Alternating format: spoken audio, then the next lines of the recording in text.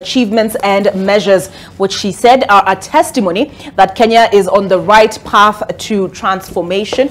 Fuel costs, President avoids commenting on the cost of diesel, petrol and paraffin. Education praises recommendations of the Presidential Working Party on higher education funding. Health lauds efforts to implement universal health coverage through preventive health care. Housing, head of state says affordable housing program has created 50,000 jobs. Let's see, corruption, President issues stern warning against corrupt individuals in his administration. Bipartisan talks, praises the National Dialogue Committee for efforts in uniting Kenyans. I saw Kalonzo Musyoka, right, in the gallery. All right, let's see. Inside President's address, austerity stopped wasteful spending to rescue country from debt distress to pay first 45 billion shilling Eurobond installment by December. Campaign promises says he has laid firm foundation for rapid development, acknowledges challenges in fulfilling election pledges.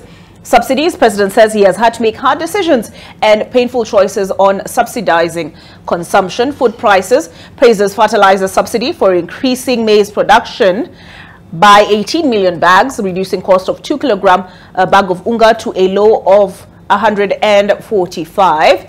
Let us see. So this is the Standard. Let's take a look at how the Star covered it. What's going on? All right, I'll sort that out. People Daily. It could be true that they came into power under very difficult circumstances. They found the country at a very bad place and all that. But he's president. It's been a year plus. You cannot keep blaming your predecessors. When you campaigned, when you put yourself out there to be voted for as president, he sure had a plan. He sure had weighed his options, knowing very well that I may find the situation ikiwa hivi kwa ground, or I may find it good enough for me to take off. But you cannot keep on referring to how you found the country. You had a plan. You had an agenda. What is in your manifesto? Did you forget about a plan? You had an agenda. What is in your manifesto? Did you forget about it? Are you continuing to tell Kenyans that you'll continue to suffer? What is the reality, really? Because you cannot keep on saying that you need to put austerity measures and all that for a president that is a visitor in Kenya. Most of the time, he's away. We do not have a good foreign policy. So sometimes you cannot even justify what those trips are going to amount to. So he should really start with showing what his office is doing to cut down the spending before telling Kenyans to tighten their belts. Then the whole issue of agriculture, because he keeps on mentioning agriculture, he keeps on mentioning housing and all that. But what is it that Kenyans really want? To avoid mentioning the cost of fuel in this country really just makes him out of touch with the reality completely, because that is what everyone is talking about. As you are addressing these 51 million plus Kenyans, what is it that they're talking about? Everyone will be talking about bei ya mafuta, making me not be able to go to work with my usual fare. Bei ya mafuta, making it impossible for the industries to run because they have to double their costs. Most people are closing down. Most people are cutting down their costs because of this one aspect of fuel. But this is the one aspect that he decides not to mention whatsoever. I mean, 1 hour may not be much, but I'm sure there would be 2 seconds, 3 seconds in between that speech to mention this and just tell Kenyans, what is your plan with this? Because you cannot tax a country to prosperity. You cannot levy, put on heavy taxes on Kenyans to achieve your manifesto per se, because the Kenyans need to be comfortable. The Kenyans need to at least just, because I'm sure right now most people are like, okay, fine, we were not at a very good place in the last regime, but at least take us back there. Let us be there and feel some bit of comfort. Just let us be where you found us as you work your way. Yeah. I suppose the point he's trying to make is that was a false comfort. Yeah, that we were essentially on thin ice. But you've talked about his manifesto, and has he met his pledges, right? But he spoke at length on the Hustler Fund, and he talked about somebody who through repeated borrowing had borrowed up to over 4 million, right? Over 4 million. And then he talked about him speaking to a tuk-tuk operator in Mombasa, right? Mombasa. Yeah. In Mombasa. Yeah. And then so he said the tuk-tuk operator asked him about asset financing through the Hustler Fund. Then he talked about speaking to a farmer. I can't remember where, but I imagine it must have been the Rift. And the farmer said, on account of the subsidy of fertilizer, shamba yake ina meta. Is that not meeting his campaign promises, Brenda? You cannot meet it with one person. That feedback needs to be coming from so many other quarters. It must not be this one person saying this. And again, you subsidize fertilizers, but there's the aspect of diesel. These people need their tractors to be in the farms. So it really cancels out. He needs to try and find a balance in all this, because as things are, everyone is complaining about one thing or the other, which is normal, but let us look at what really matters at this point, really, because you talk about the universal healthcare, but you go to these hospitals, what you're making are good legislations, but not implementing them. You go to the hospitals, there are no doctors. Isn't it too early to make that judgment? Although KMPDU has raised some concern with regard to that. We'll look at that. So we need to take a break, Brenda. Sorry to cut you short. We need to take a break. But I'm also curious what Cuba made of the statement on a normalized relationship with IMF and World Bank. Did I imagine that part? He did say that, right? That the relationship has now been normalized. And they're now helping us on the better bottom-up economic transformation agenda. Nurdin, a guy, I'll pull up that video I was talking about Don for the CSs arriving so you can see Shangwa navigating. I'm kidding. On the other side of this break. Well, he arrived now.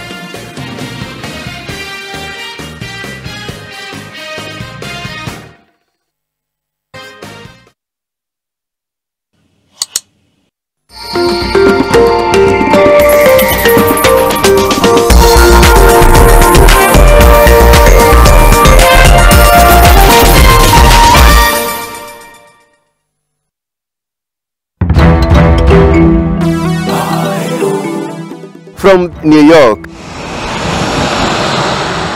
Kenya Airways on the Nairobi-New York route. It's been an exciting 5 years. Being the only carrier in Africa that connects the east coast of Africa into New York is an amazing feeling. As Kenyans shine in the New York City 2023 Marathon. Also on the show, investment opportunities at Crystal Rivers in Athi River. From here to JKIA, especially for our diaspora clients, 5 minutes you're here. In Jersey City, we meet Wilfred Nyakundi, who's been selling Kenyan products in the last 15 years. On behalf of Corporate Bank, I do open accounts, bank accounts for Kenyans back home. Win a 3-bedroom house in Nanyuki sitting on a quarter-acre or a 30K weekly shopping voucher or a monthly plot. For every 100K you spend buying or paying for your plot, you earn 1 entry to the draw. The more you invest, the more entries you get. Bamba Nyumba na AMG. It's a great pleasure for me and for all of us here in the crowd to welcome our guests from all across the continent and beyond. The solidarity amongst us, that is what is going to change the 21st century, and it is going to change the conditions of Africa irreversibly. And then we're going to stretch our hands also across the Atlantic to our brothers and sisters and kith and kin in the Americas and the Caribbean. This is going to be a formidable alliance of people with talent and ingenuity and energy. And then the much predicted century of Africa, or people of African descent, is going to be a reality. Ukinipigia simu na namba mpya, kuwa wa kwanza kuongea, sawa? Mambo ya kukaa hapo ati ndio mimi niongee wa kwanza, wacha kiburi, sawa? sina namba yako, unapiga simu na unanyamaza. Kiburi wachana nayo, sawa? Kwa sababu ukipiga na unyamaze, pia mimi nitanyamaza. Na mashindano ya kimya itaanza na tutaona ni nani ataibuka mshindi, sawa? To get Wacha Kiburi by Tom Daktari, dial *812*807 hash. Skiza na Nation. Mimi nilikuwa nataka kukukopa.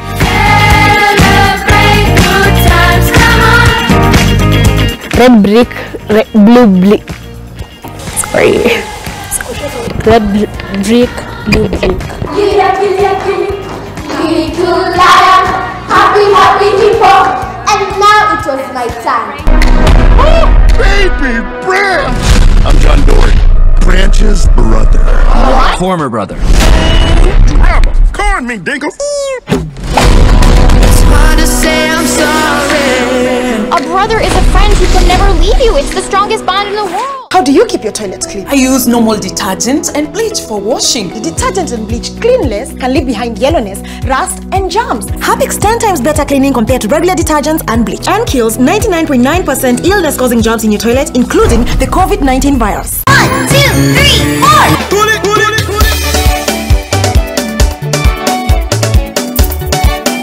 Tune in to NTV every weekend at 9 a.m. for Kids Adventures, the ultimate cartoon extravaganza. Don't miss the laughter, fun and magic. Selfish, selfish, selfish, selfish. Selfish, selfish, selfish, selfish, selfish, selfish. And it's not just about entertainment, it's also about teaching valuable life lessons. Let's practice sneezing into your elbow. Achoo! Yay! You did it! I'm going to show you how to decorate a bottle using glitters. Let's go.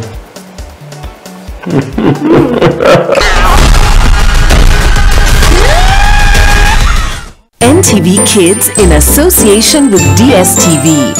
It's so much fun! Let the holiday fun begin! Now, let's get this party started! Woo! Only on DSTV.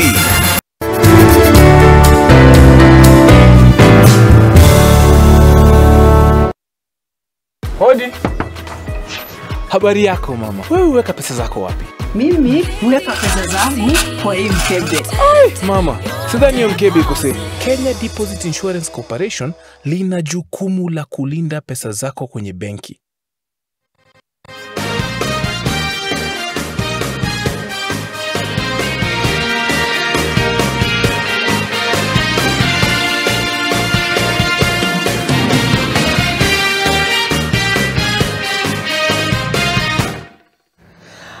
All right, welcome back to AM Live. With me in studio have Brenda Ongalo, advocate of the High Court, Cuba Houghton, who is an economist, economic researcher, IBP Kenya. We also have in studio Nudin Hagai, advocate of the High Court. We had looked at people daily. I know there's some questions pending, the thing on normalizing relationships with multilateral lenders. Yeah. I had cut you short. Is there anything still pending, or I can look at the star? No, just look at the star. I can look at the star. All right. Nudin. Yeah. Ukosa? Yeah. Okay. Star, Ruto, Kenya is, so this is how they covered the State of the Nation address. Ruto, Kenya is ready for economic takeoff. Head of state lists key achievements since taking power over a decade ago. We have an image of him now here with the speakers, the National Assembly Speaker, Senate Speaker. We have an image here of Kalonzo Musyoka in the gallery yesterday. At the top here it says, President says he has taken hard decisions to save crumbling economy. Cuba, my question to you is this: who do we believe? Because just a couple of days ago this week, David Ndii attended an economic forum, NCBA, and so he painted this picture of we are still not out of the woods. The president, while not saying we are out of the woods, he says we are on the right trajectory. But how David Ndii puts it, it's like it's touch and go, you know? And then I also listened at the same forum, we had the Deputy Governor, CBK. And she gave a figure of growth that was higher than the bank had projected. and she said rely on CBK. So there seems to be mixed messages on venye vitu, how things are going and heading and all of that. Who do we believe? It's a great question, because you notice after the State of the Nation address, there's a big difference in delivery in terms of how the president gave his speech and then how other prominent government officials have been giving their speeches. So we see... Yeah, you saw during the national, when they appeared before the National Dialogue Committee, the Energy CS and the Treasury CS, and they made it sound like you guys. Things are thick. I was actually in the room. Okay. And it was interesting hearing the CS for Energy talk about how Kenya is struggling with energy generation. CS Treasury was talking about the liquidity crisis that we're facing, although he's clear that it's a liquidity crisis, not an insolvency crisis, which we can debate.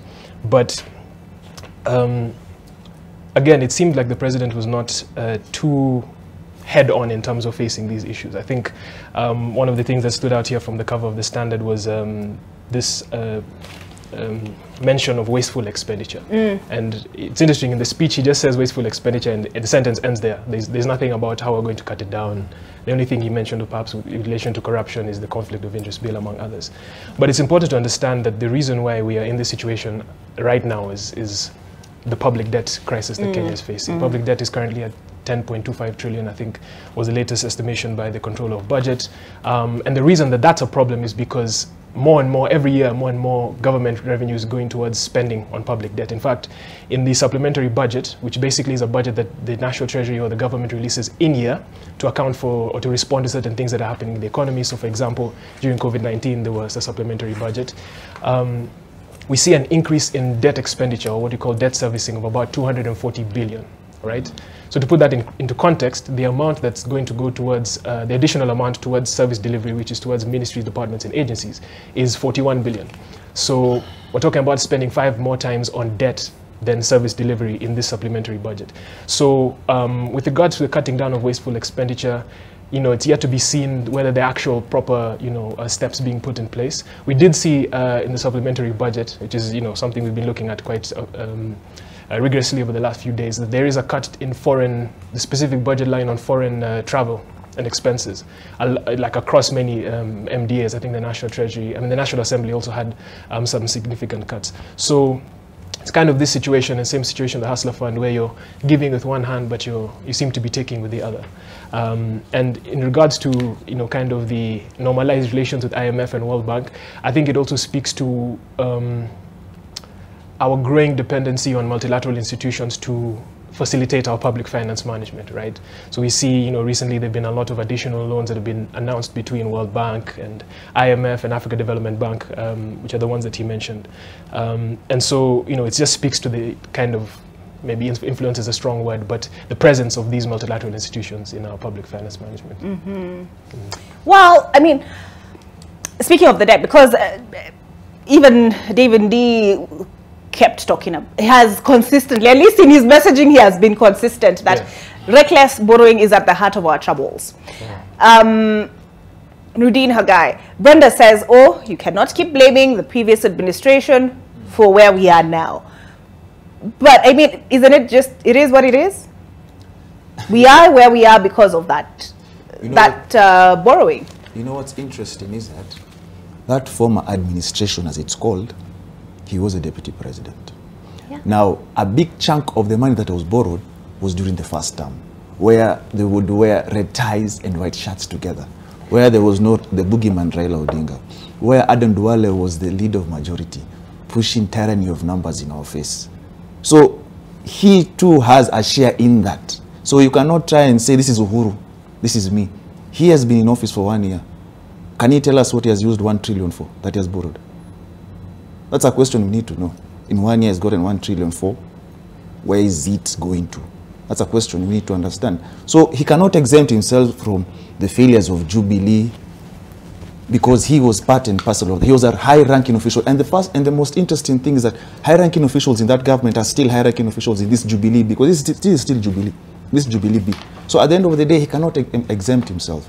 And that is why when, as Cuba rightfully says, when they talk about expenditure and living large, they keep quiet, because I'll give you an example. In the 2023-2024 financial year, Lamu County has been allocated 3 billion shillings to do county functions like health, early education, and Eat Early. Now, the office of irregular offices like the First Lady and the spouse of the Deputy President have been allocated 2 billion shillings.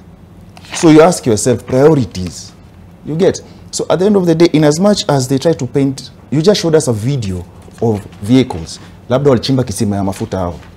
You just showed us a video of vehicles as they come. You ask yourself, they talk about austerity measures, but their actions are contrary to what they're talking about.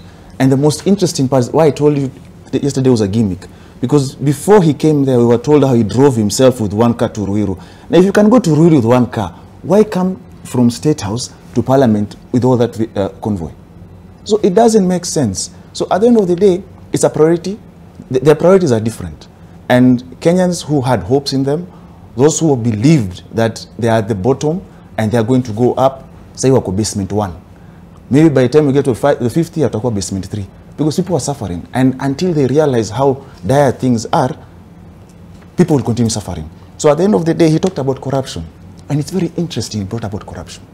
Because the house that he was speaking, he has a whip who gives people soup and is an enabler to corruption courtesy of Travels. So start with that person. So at the end of the day, you know, you just can't say things and you think we won't check or fact check you. Because the days of just praising the government, because sometimes when you critique the government, some people say you want the government to fail. No Kenyan wants the government to fail. They support government. How do you do that? Via taxpayers' money. So when you spend taxpayers' money, you have to be asked questions. For me, this is why yesterday brought something back to me. And I was discussing with Cuba before we came here at the waiting bay. I think we really need a parliamentary system of governance. The reason I say this, I'll give you an example. If you look at the SONA in South Africa, you know it's a parliamentary system. You're questioned about the things you say. Nobody's going to question him after what he's just told us. He'll leave a report like you saw to Senate, to the speakers. And then the members of parliament will be debating with the speaker there, debating against themselves. And as we rightfully said, if these people who are there, who are clapping and cheering as he drank water, what are they going to debate, these people?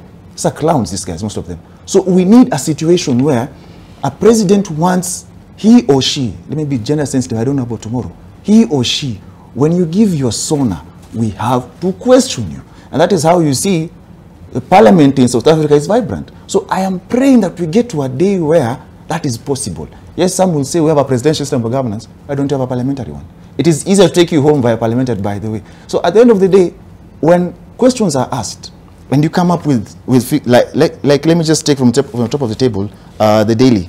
You talk about the savings in Hustler Fund. My question is, these people who are saving, where will they access those savings? Where is that money? Because they tell you there are savings. You get some amount is cut and it's put as a saving. You can't even see how much it is. You can't. You don't know if you can access the same savings. Issues of housing. The problem of the legal framework problem that is still there until today. And then there was a member of parliament who was saying the other day about the issue of tax exemptions of building materials. Who will that benefit? There's the issue where land is being given to developers without transfer, without payment of anything or stamp. So you have questions that need to be answered. And the only people who can ask these hard questions are members of parliament. But sadly, their work is to cheer when he takes a sip of water. So where are we going as a country? And that's why I was frustrated yesterday. We got to a point I was like, let him just finish, this is a formality, and we move on. Because the picture he painted, yes, they say tighten your belts. Oh, we are doing that. Those in government don't even have belts. They're living free. They're spending our money as they feel, changing guzzlers here and there. Someone has an LX today, kesho ni patrol. The next day, maybe we'll even see them moving in G-Wagons. Because there's a craze of having the best of vehicles amongst them. And he talked about banditry. The funniest thing is that last week I was here with you, and we had someone who was talking about how things are dire at the north. And he talked about how they have quelled that, how it's peaceful. But the reality is that people are still suffering there. Children who are meant to go to school are still concerned about their safety. But we are busy trying to send our police, men and women, to Haiti. But as I rightfully said some weeks ago, the main reason of this Haiti mission is one, political mileage, and two, the biggest one that the CS came out with yesterday, is the monetary inducement. because without 35.9 billion, people are not going anywhere. So the sad reality is that the priorities the government has is different from what the people actually want. And that is why most of the people who are interviewed, and we saw before we started the show, the border riders are complaining about fuel. The Mamboga complain about the state of working. You know, he talked about 400 markets. Markets, they devolve function. So you ask yourself what he's actually talking about. And then you look at the situation that even, let's talk about the markets. You have people, the traders, are complaining about harassment from county officials. How expensive it is to actually make a living from being a trader. So the picture on the ground, like I rightfully told you, is different from what Picasso was trying to do yesterday. So the Mona Lisa he painted doesn't have two eyes. He needs to give it eyes, so he realizes that whatever he's saying, people can fact check him. We're in a different day and a different age. But he strikes me as a sort of president, because there was that video, I also saw the news yesterday, and he called, I think it was a tuk-tuk driver he was speaking to on phone. So he seems like the kind of guy who just picks the phone and talks to the man, you know, the Wanjiko and the, you know, and the Kuriambutia, whatever. He strikes me, or he strikes, from what I've heard, people as that sort of guy, that he anajua nini endelea kwa ground juu anabonga na wase wako kwa ground. That's, I mean, that's the impression I got. You and I both know that that's a PR gimmick, but that's fine, because those people, you know, in law we say, Brenda would know this, there's always an exception to the rule. So maybe those are, you know, in this animal farm, maybe those are more equal animals. At the end of the day, the true situation is that if you've been able to get 714,000, that person from the Hustler Fund that was seeking an asset finance, if 714,000 you're able to get that, why not buy on tuk-tuk? Yeah. Why? A tuk-tuk is roughly between 200 or 300,000. Please make it make sense. Or lakini unatumia Hustler Fund wewe? Situmi. Hata uliongelea hapa savings. No, unless you use it, how do you know they can't access their savings? They can't. And it's a truth of the matter. But you're taking a loan, so you're taking it, I suppose, against your savings. So where is it going to be saved? Who's in charge of the savings? Brenda, Brenda, let's take a look at the Taifa Leo. Tuko sawa tu. William Ruto amesema Kenya iko kwenye mkondo mzuri kutokana na utekelezaji wa sera za utawala wake mwaka moja baada ya kuingia afisini. An image there, and yeah, he talked about the savings that Nurdin is making reference to. Kenya sasa wanachangia bilioni shilingi 6.5 utoaji wa mikopo. Rais alisema viwango vya riba vya mikopo ni vya chini.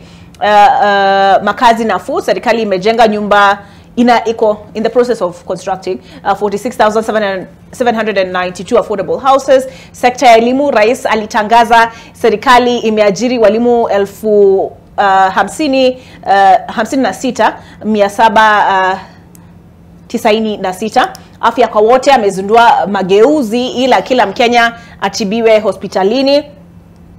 Let us come on, cooperate. It is refusing. There we go. Huduma za kidijitali, zaidi ya huduma 13,000 za serikali zatolewa mtandaoni. Oh, okay, digital. Okay. Usalama, serikali imedhibiti visa vya ujangili na uhalifu mitaani. Nurdin Hagai. Amani ya kikanda. Kenya inadumisha amani DR Congo na Somalia. Miktaba ya kimataifa. Yes, you may have talked about banditry, but he says Kenya has international obligations. Serikali imeandaa makongamano ya kimataifa. Mfumo wa sheria, nchi inaongozwa kwa msingi wa kikatiba. Let's take a look quickly at the Business Daily and then substantively get into the conversation. Here we go. Safaricom higher dividend signal stops investor flight. Guys, good news. Telco revises full year earnings forecast up to 93 billion shillings. Kenya unit returns 10.9% net profit jump to 41.6 billion shillings. After, you know, remember the story that was the Business Daily a couple of days ago of investor flight where NSE is concerned. Is it called investor flight Cuba, or am I talking out of my backside? Yes. Okay. Kenya calms markets with 45 billion shillings early Eurobond repayment. Let's take a closer look at that. This one is by Dominic Omondi. Kenya will pay back part of the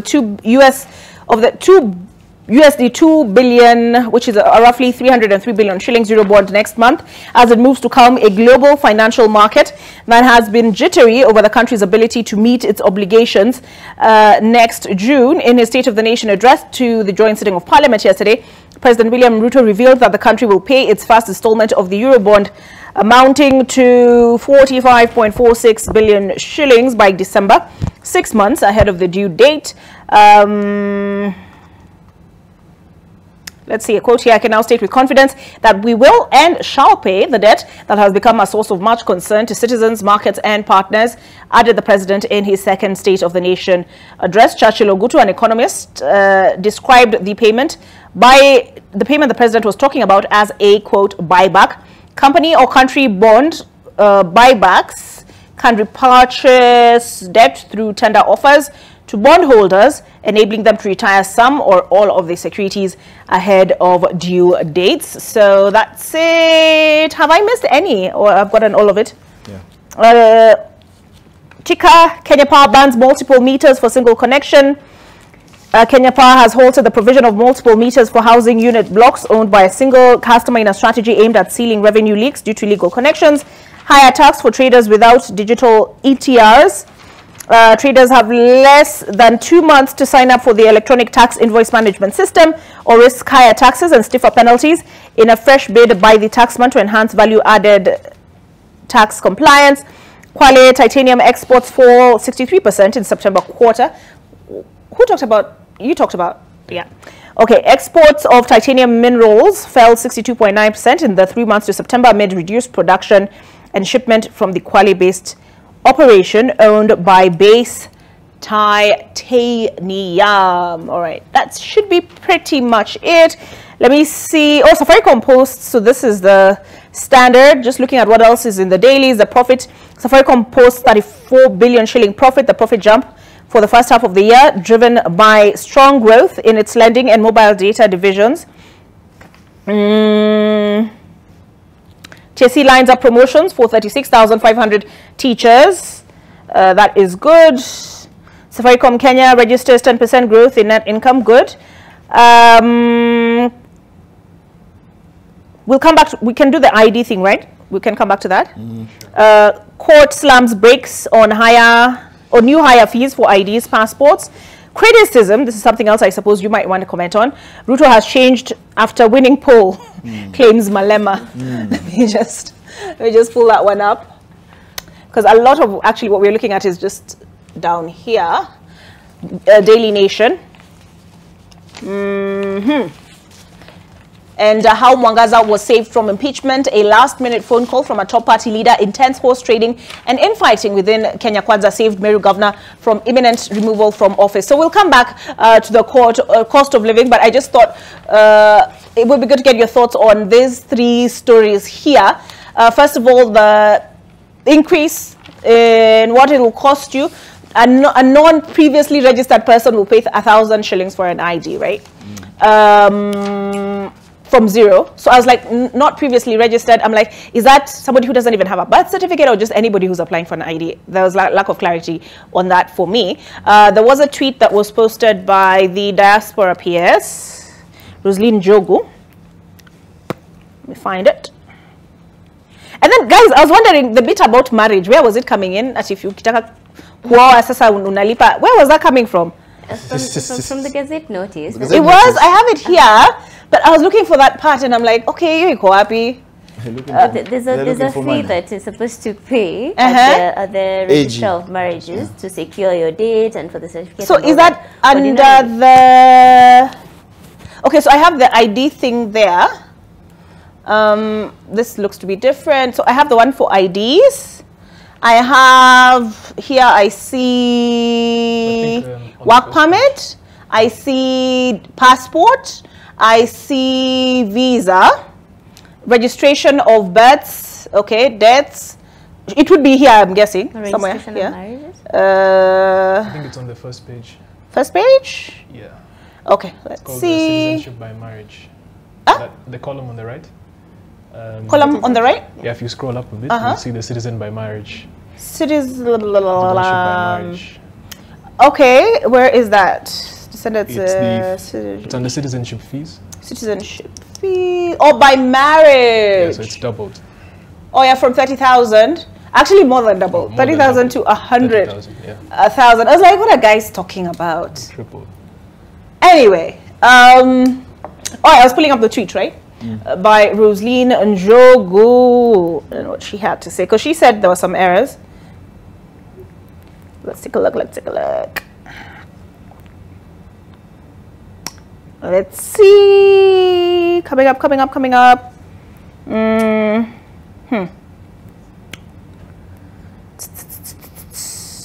I do not think I imagined it. Did I imagine it? Have I been?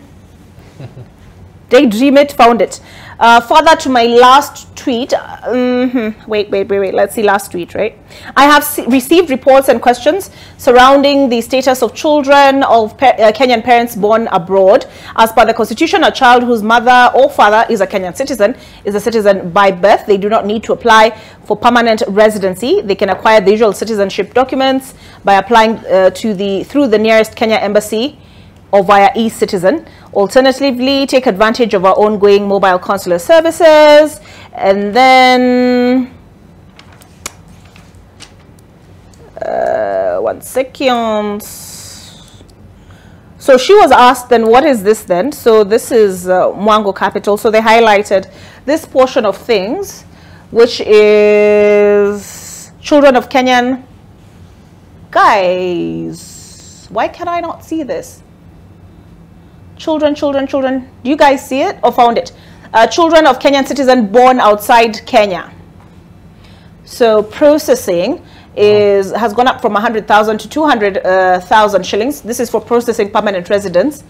And children of Kenyan citizen born outside Kenya, issuance of permanent residence has gone up from 500,000 shillings to 1 million. Is it me or? Okay, anyway, so she was asked, so what is this then? And she said, that's permanent residence, not citizenship. You can always choose not to take up citizenship, even if it is available to you as a right. So I have no idea what that meant. She tweeted so she tweeted and then said, further to my last tweet, I have engaged with Julius Bitok, PS Immigration and Citizen Services. He has assured me that the permanent resident fees for children of Kenyan citizens were entered in error. This fee applies to children of foreigners seeking permanent residence. As I had explained, children of a citizen acquire citizenship by birth. Does this allay your fears, Nurdin, Hagai? It just highlights the term I used, confusion. Gaff after gaff, blunder after blunder. Wow, what an error.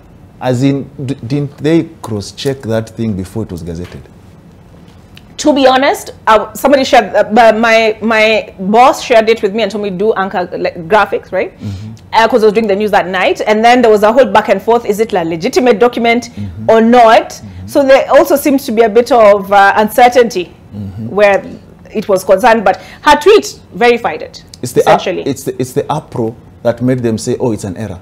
If there was no APRO, would it be called an error? I think they're using it to test the waters and exactly. see how far. Okay, what would be the reaction if we just put this? Because the way it was put, just the same way as the holiday that we have on Monday. There's just a day to see how will Kenyans react. Are they going to accept this? Are they just going to be silent about it? Luckily, somebody went to court and already that has been suspended. So what baffles me with the whole Gazette notice is, what is the justification of these figures? Because you cannot justify a move from... Maybe the last time they were reviewed was 19 something. That it makes is 2023. Sense. That makes sense. But how do you justify 5,000 to 50,000? How do you justify 200,000 to 1 million? How do you... Like, what are the explanations behind this?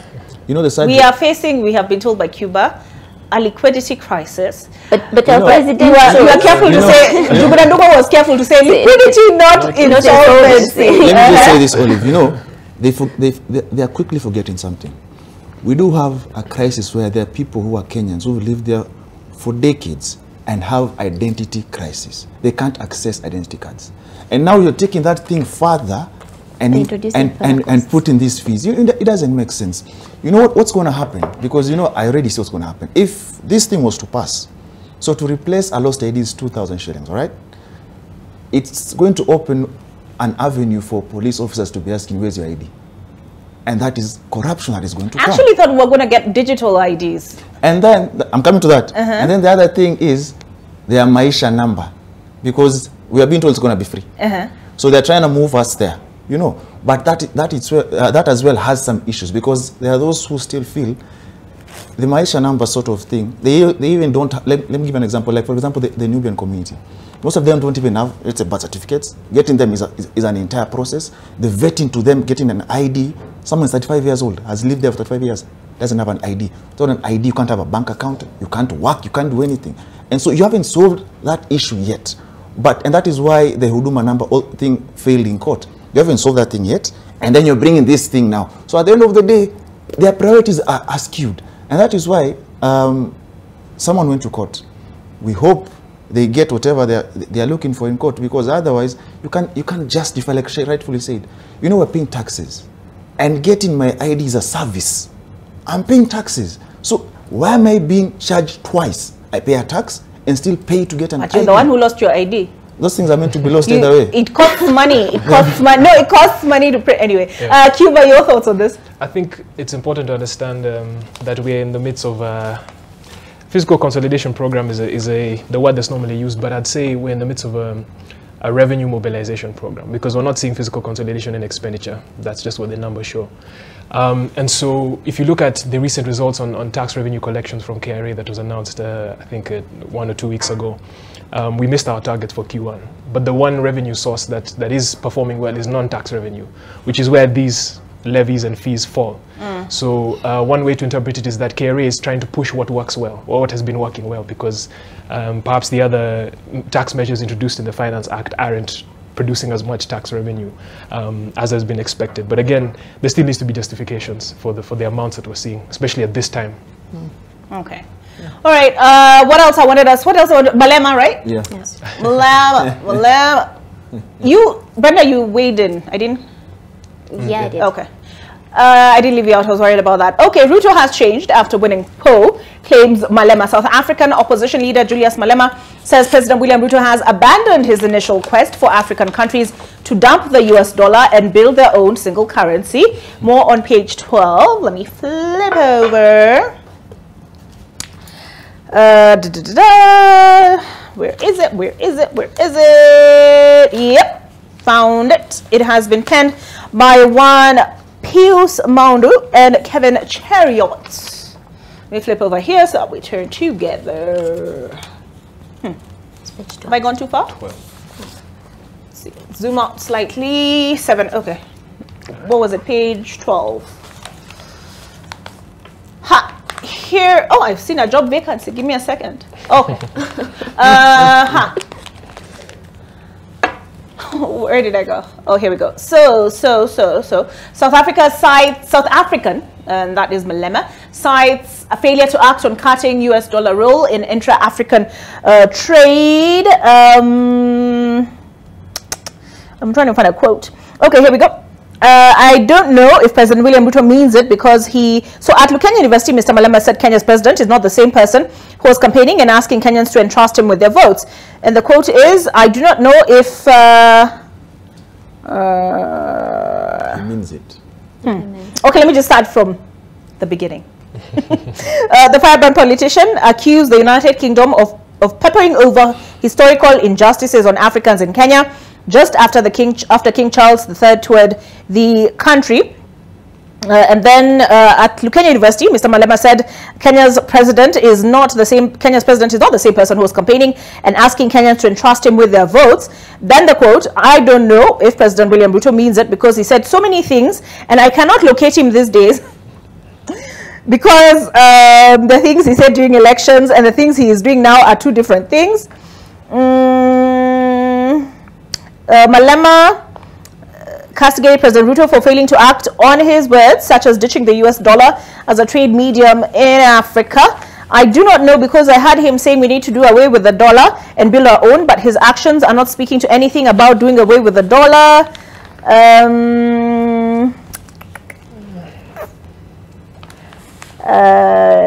Let me see if there's anything else. Here we go.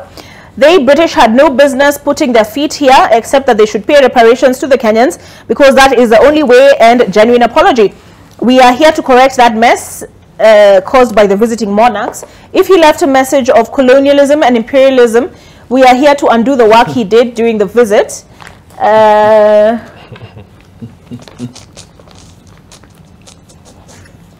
Okay, and then finally, we need to do away with the boundaries because we are one country known as Africa. So, Jackson, was that you signaling me? Hi, Jackson Dirango. Jackson is my director. Was that you signaling me that we need to take a break?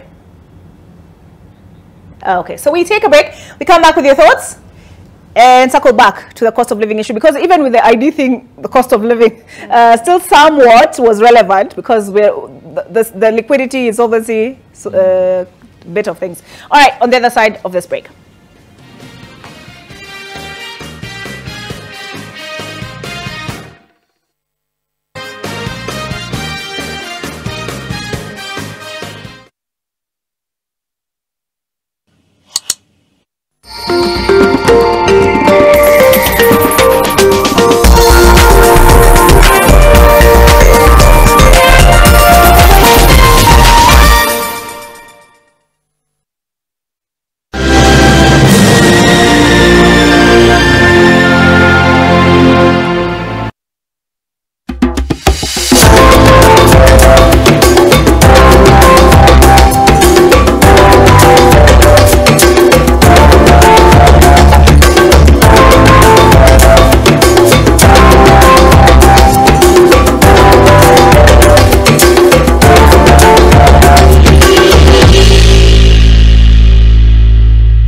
On my dark marks, I've tried everything from A to Z, even vitamin C, but hardly any results. Nivea Lumina 630 works from day one, with visible results in just 2 weeks and 71% dark marks reduction in 12. Join the 1 million women already using the #1 Lumina 630 from Nivea. You can now manage all your finances with one app. Link your bank cards and enjoy fast, safe and convenient transactions no matter the bank or mobile money network you're on. There are people who come, and when they come into your life, they might come with a lot that you have not had or you have not experienced in your life. But because you see the advantage that they are bringing, you're ready to accommodate them. So you'll adjust yourself. And so it is when the Spirit of God comes. You've got to know who you are receiving.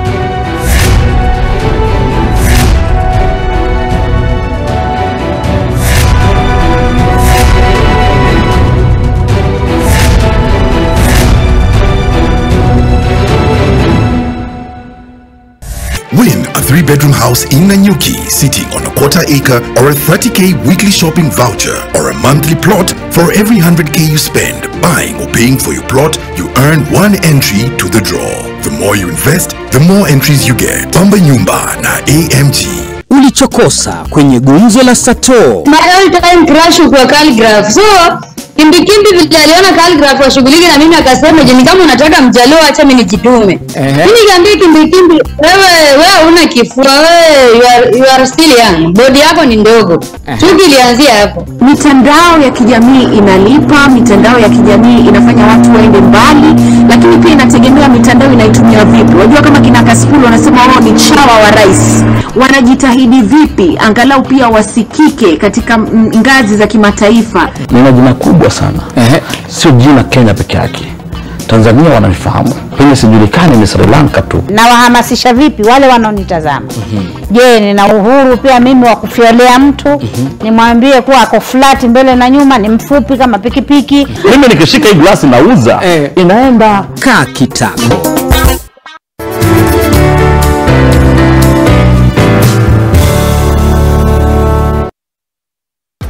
Na wewe unaitwa aje? Mimi naitwa Shiro. Shiro, wewe weka pesa zako wapi? Pesa zangu naekanga hapa ndani. Sio hizi pesa zangu makubwa. Kenya Deposit Insurance Corporation lina jukumu la kulinda pesa zako kwenye benki.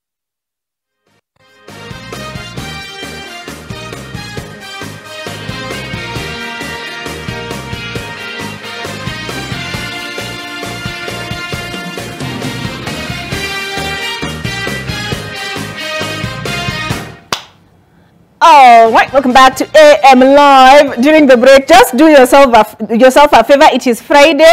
If you want a good laugh, visit a good friend of mine. I've hosted him here severally, Mushiri Mike's Instagram, because he posted this. Wakari, uli replace ID? Uli replace? Yes or no? Uli replace? Sikusema utanigrade. Na sikusema utanigrade. Ona sasa. Nishaba tutanunua ama ni ID tutanigrade. So go watch that. It is hilarious. Yeah, find it on his Instagram. So where were we? We had Malema. All right, from Wangari Uli replace ID to Malema. Your thoughts? Where were we, Brenda?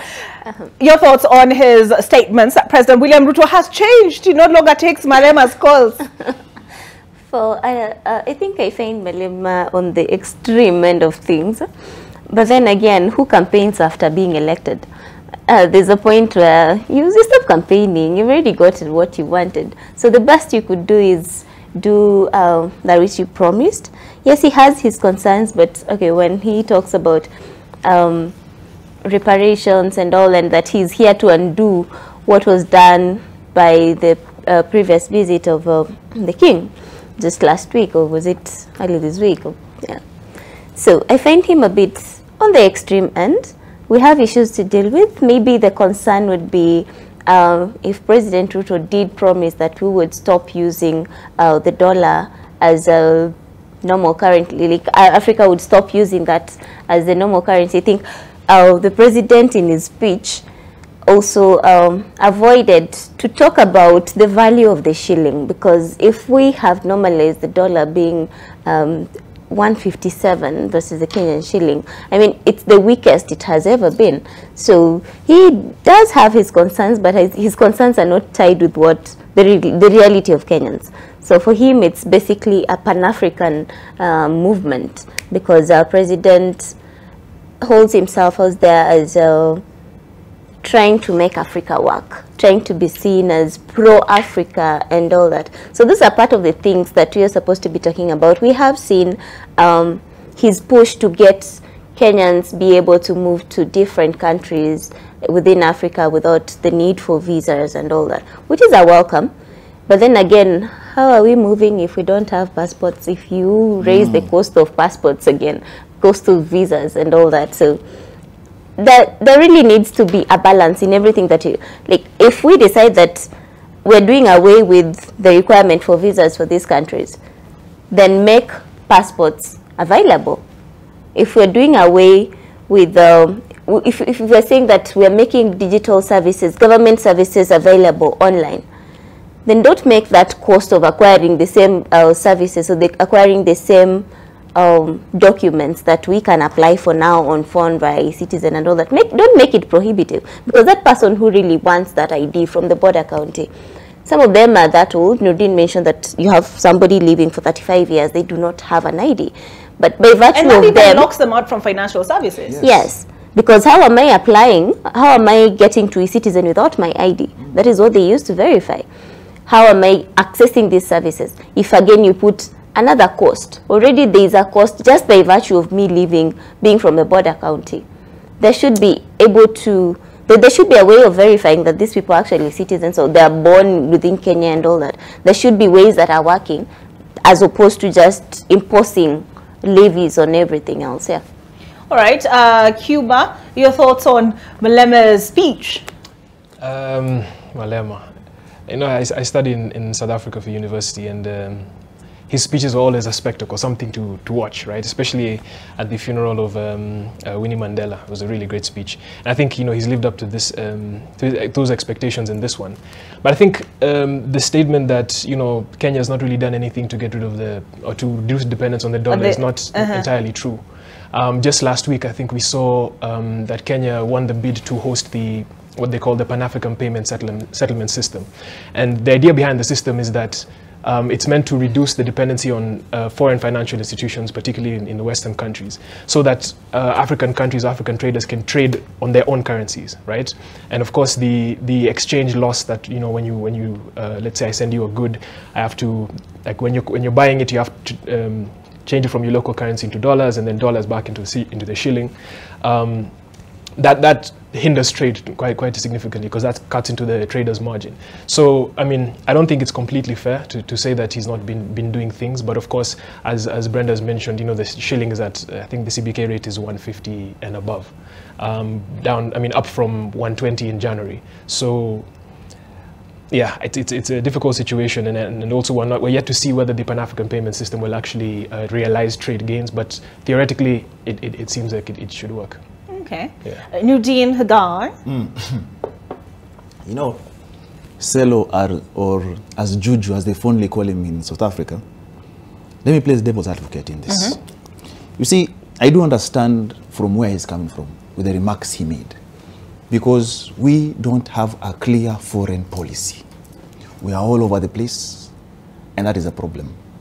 And in listening to what Malema said yesterday, it reminds me of the trip the president made to the Pan-African Parliament in South Africa. The things he said, you know, and this is what Malema told him yesterday. You cannot portray a Pan-Africanist at night, during the day, and dine with the oppressed at night. There has to be a clear path.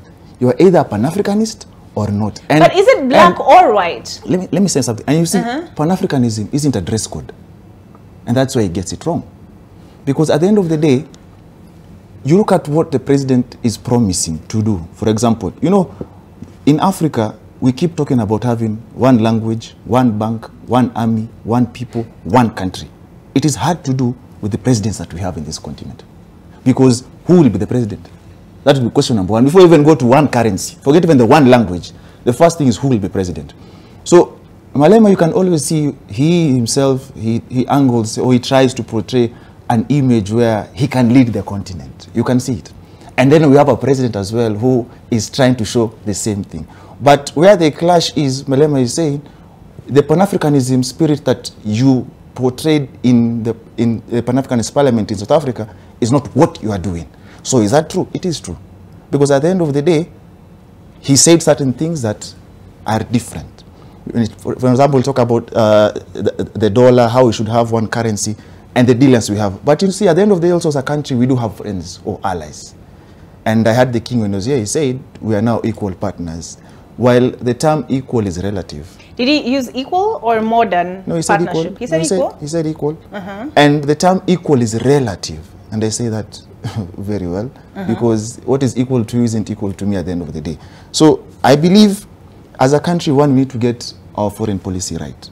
Because that is where it's very delicate. And that's why we have some tiffs here and there. But I believe it's a learning process, it's a learning curve. It's 1 year in office. He's yet to show us more.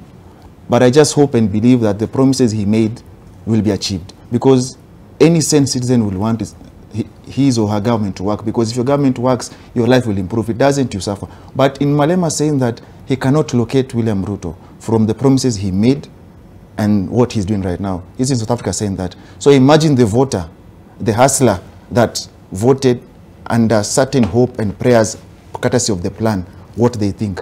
But that reminds me of a certain phrase. You know, when people get money, some people say that you've changed. The sad reality is that money doesn't change you. It only highlights the behaviors that poverty had hidden. So the question is, has he really changed? Or that is him? That is a question only he can answer. All right, the last one I wanted us to look at, right? And then we'll come back around to, okay, so in addressing the cost of living, what do you want to hear from the president? Okay, that one was Kawira, I think was the last one, right? High impeachment.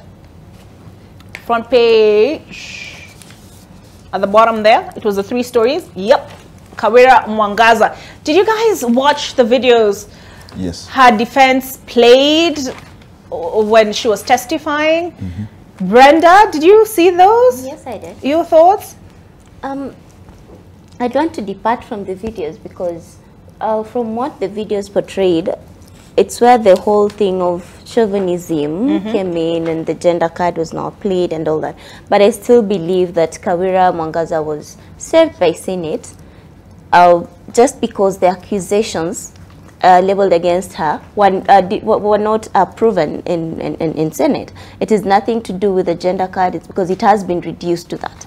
And the problem of putting the gender card, it waters down what she actually stands for, what her capabilities and all, because Kawira was voted just like any other governor, any of the 47, male or female or other, would be voted in, and they're there and they're facing tribulations that all other governors are facing.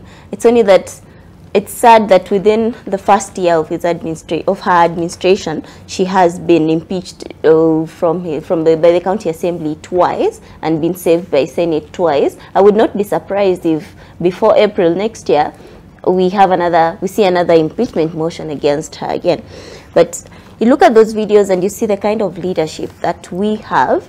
It's basically portraying the kind of people that we settle for to lead us, because if a sitting MP would sit and utter those words against a governor, if part of those videos that are very violent are out there and we are seeing, would see that there's a lot of malice, basically. So sometimes when you have accountability issues and such come up, we are blinded, because now we tend to sympathize more, or we tend to pull the gender card more instead of looking at what these accusations proven. Because now, even if the accusations were proven to a certain limit, one would be tempted to hurumia and go way on the governor, because like, okay, fine, you accuse her of this, but pia umemwongelesha vibaya, or because of the words that have been uttered and all that. So it waters down the entire process, because we have a Senate for the sole reason of checking the government, the county governments. So the moment that is watered down because of the gender issues and because of the videos that portray some bit of violence and all that, it really puts, it waters down the role of Senate, basically, yeah. All right. Cuba, do you think Kenyans fully appreciate the fiscal accountability, transparency aspect of things, or do you think when we listen, from what you've witnessed, right, just from purely your perspective, Kenyans, we keep an eye out for the flair and the more dramatic aspects of these submissions? Do you think we pay attention to the shillings and the cents bit of things? I think it's something that's growing on Kenyans. You know, from our work as International Budget Partnership Kenya, we've been seeing that a lot more Kenyans in the counties are taking up the accountability issue in terms of the county's public finances. So you see a lot more attendance in public participation opportunities being offered. You know, and I think a big part of that has been the improvement in transparency in terms of the county government and national government in the information they make available. You know, we do an annual survey every year just to look at the state of budget transparency at the county level. And you're seeing that over a year, although there's certain challenges in regards to the comprehensiveness of information made available in budget documents, the survey shows that budget transparency has improved over time, and of course that's an enabler for citizens to you know, kind of audit their public budgets, because without that information, you know, it just becomes noise, right? In fact, there's a great quote I heard recently that citizens are the best auditors of public finance, you know, because they're the ones that bear the brunt if those finances are used you know, irresponsibly or not. And I think actually an interesting thing about the State of the Nation address is that the word tax was not mentioned once.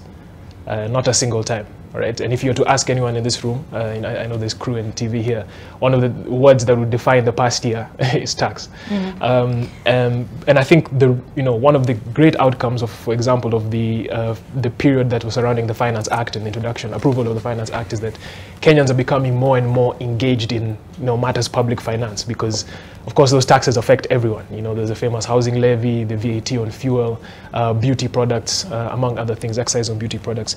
So I think it's something that has been improving over time, and I think it's one of the things that we can pat ourselves on the back for. All right, I'm just checking the thing on tax. Let me search the documents. Yeah. Well, where's the thing? Might need a keyboard. The microscope.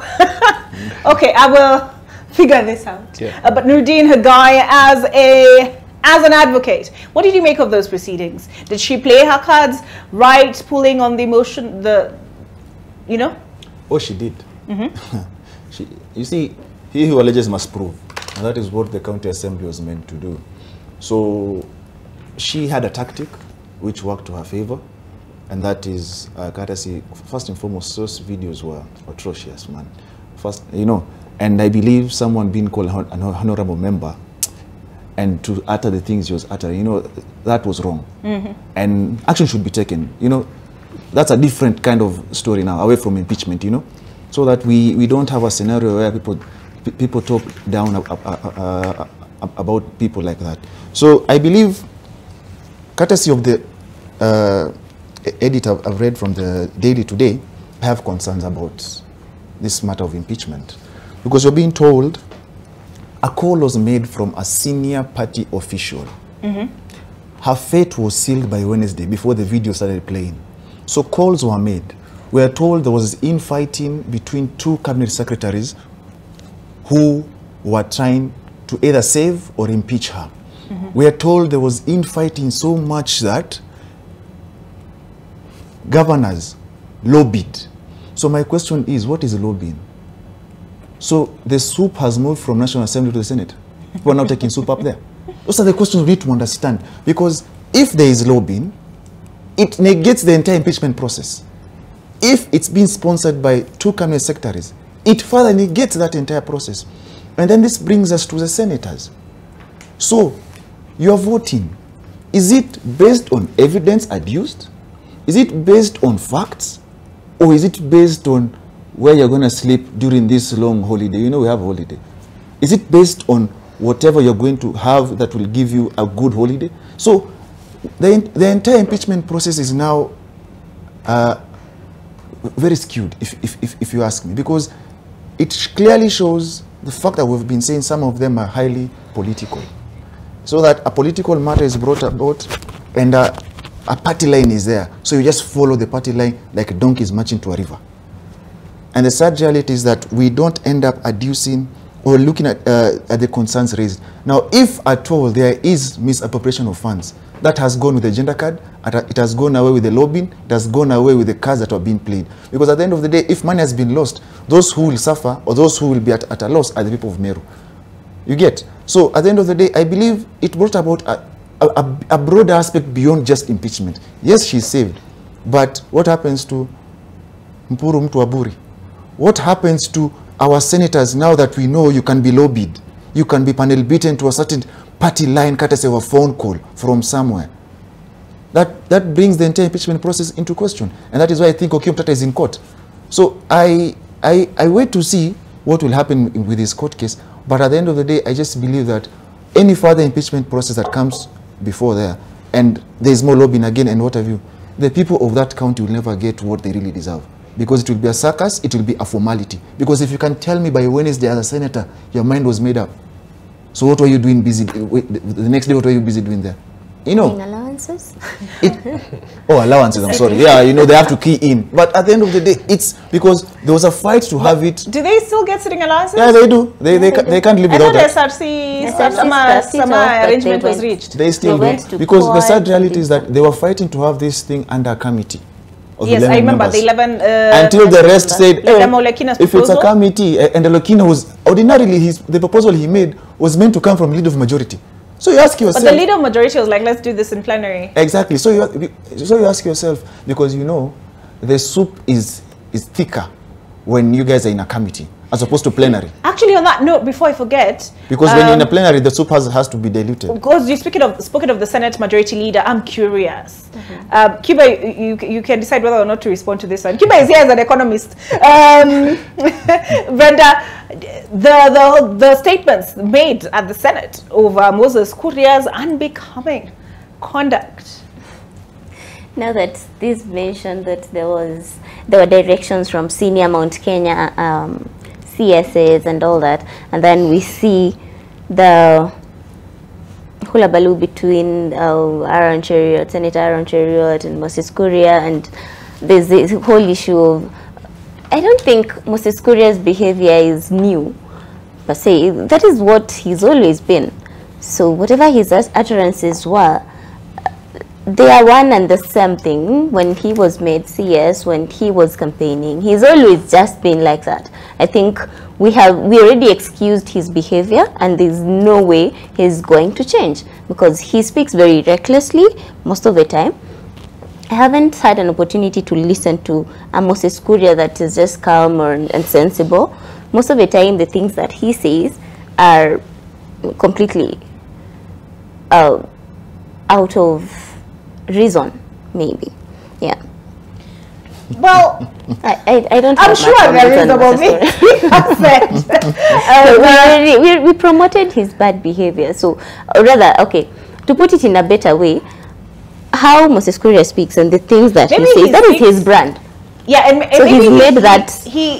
You could remember reading the whole truthful thing. You know, maybe he just says it as it is. He doesn't couch what he says. But he's a leader. He needs to sieve some of the things that he wants to say and know when to engage. So he's built this brand that nothing shocks us. If it comes from Moses Kuria, nothing would shock me. All right. Nudi? But I'm not surprised. You see, we made we had concerns when the names of were to Parliament for rubber stamping. There was no vetting there for rubber stamping.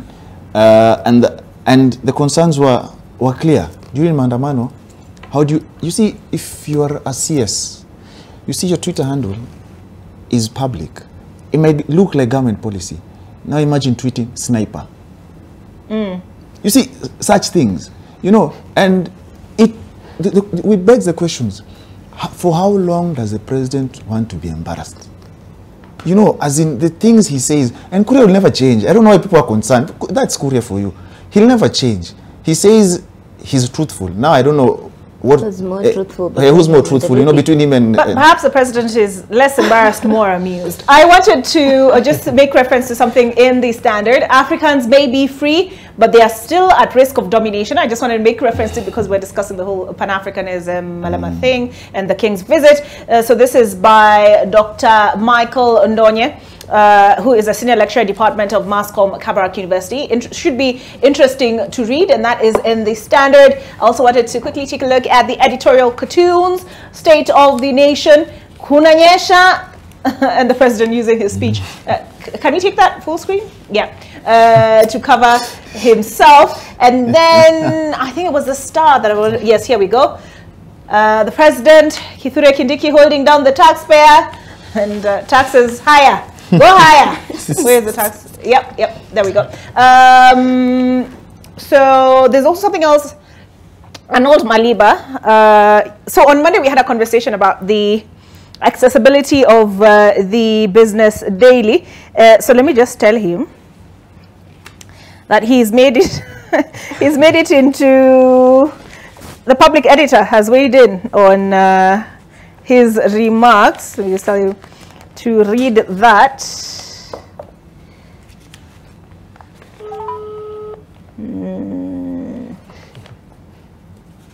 See if he'll pick.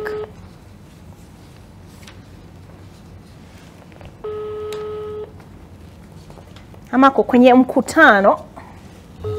Let's see. If he picks, I will put it on speaker. But Brenda, now that you have had the President's State of the Nation address, he's talked about, and we're dealing substantively here anyway this morning, with the cost of living. He has said, gorogoro ya mahindi, bei ya gorogoro ya mahindi meshuka. Bei ya unga has gone, is between now 2 kg pack of maize flour. Is between, he said, what, 145 and 175? Cuba, do I remember that accurately? Yeah. So, well, I'd wish for him to point to Kenyans where unga retails, where gorogoro of maize retails at 60 to 75 shillings. I mean, if there's anything that Kenyans are thankful for, and they think he tried to overemphasize this, was the fertilizers, the subsidy on fertilizers and all that. And we also just thank God because the rains are here, and we hope that we'll eventually find food. It's not because of anything that the government has done about it, but because the gods just looked at Kenyans with mercy and decided that, okay, fine, let it rain. Let that fertilizer subsidy work. At least that would be the only thing that is working, because he narrowed down his speech, or rather his concerns with what is going on to the country is, number one, the challenges that he mentioned was external shocks. Then there's a fiscal distress and structural imbalances. But now you cannot narrow down the challenges that Kenyans are facing to these three and fail to address them completely. The only thing you are saying is we have subsidized fertilizer. That is the only thing that you can prove that would help Kenyans. You cannot go without mentioning other aspects, because again, we cannot talk about the cost of living in one address. We cannot sit in Bomas and address the cost of living. There's so many other aspects to it. But then look at the basics.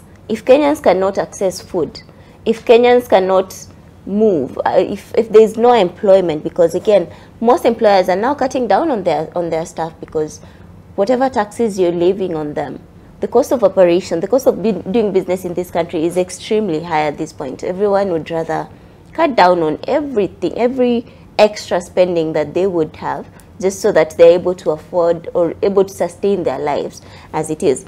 So the whole issue of cost of living should be addressed better. The president should be awake. You not just tell people that the cost, I mean, taking a random check in supermarket shelves would have given him the right figures, even if somebody else did that speech. But he ought to have verified. Are you disputing the figures? Yes, there's no unga that costs less than 200. I will fact check. Although I did see a report, one of our publications did say it has gone down. Cuba? Yeah, so I mean, we saw, one of the things we saw, as Brenda is saying, is that the president camped quite a bit on this, the things the government has been doing in the agricultural sector. And I think we owe the government at least some credit in terms of, for example, the fertilizer subsidy program, which I think was reported to have reached 5.5 million, I think, bags to farmers, and reduce the cost of fertilizer, because, you know, in the aftermath of the Ukraine-Russia war, there was a spike in the price of fertilizer. But, you know, if you look at what's been happening in the agricultural sector, a big part of the cost of food has been the increased cost of inputs, and one of them was the fertilizer, but another one, of course, is energy, right? And I think just to highlight how tax meshes into this whole thing of the cost of living, when there's a shortage of energy on the grid, the government taps independent power producers. I'm sure all of us have heard of IPPs. These IPPs, first of all, a lot of the contracts that the government buys electricity from them on are denominated in dollars. So when we pay in dollars, which means that, of course, when the shilling goes from 120 to 150, the cost of that electricity increases, right? So you add that, and I think even when you buy tokens, you can see you used to be able to see the FX exchange. But these IPPs also use diesel, right? And diesel is a petroleum product. And just to mention, the number of taxes on diesel are, there's 7 levies and 2 taxes. So that's a total of 9 taxes. I hope you don't mind if I read them out. There's the excise duty, road maintenance levy, petroleum development levy, petroleum regulatory levy, anti-adulteration levy, merchant shipping levy, import declaration fee, value added tax, and that, you know, contributes to a significant portion of the price. So when the government raises VAT on petroleum products, you can see how it results in an increase in the energy cost, right? Which now for farmers, and farmers also use diesel to operate the machines, you know, when they want to, for example, you know, go to that National Cereal Board's depot and get the fertilizer, they have to incur more and more costs. So fertilizer is just one side of the story. We do see that the government has put actually quite a lot of money. Even in the supplementary budget, there was an additional allocation of, I think, 8.8 billion just for fertilizer subsidy. There was also an additional allocation of, I think, 2 billion for a new national food security program to give bags of white flour, I think 90 kg bags, 370,370 90 kg bags. So there are things that government is doing, but I think just camping on the fertilizer is just half the story. Of what farmers are doing. So Brenda, looks like maybe unakula hostess ama ajab, or sorry, amaze, yeah, ama ajab, because Jogo 2 kg is 169. Actually, you don't even need to go to a supermarket. You can just look at it on your phone. Pembe 161, amaze ndo 235. Hostess 230, ajab 199. All right, that is Akinoma 30 seconds. Nudin 30 seconds. 30 seconds. You see, state of the nation is very gloomy. And if Morgan Heritage was to be here, they'd sing a song where they'd say, there's nothing to smile about. Because at the end of the day, electricity is up, fuel is up, cost of production is up, even if you subsidize fertilizer, cost of production. So at the end of the day, I think priorities they need to look at their priorities.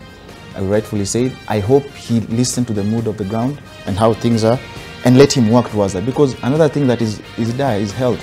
It's very expensive. Healthcare is expensive. Oh, I didn't even look at the KPDU statement.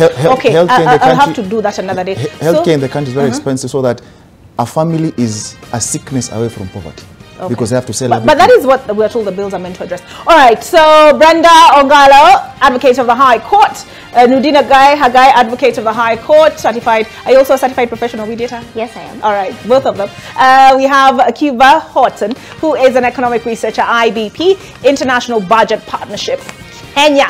That's it for AM Live. Thank you for tuning in. See you Sunday.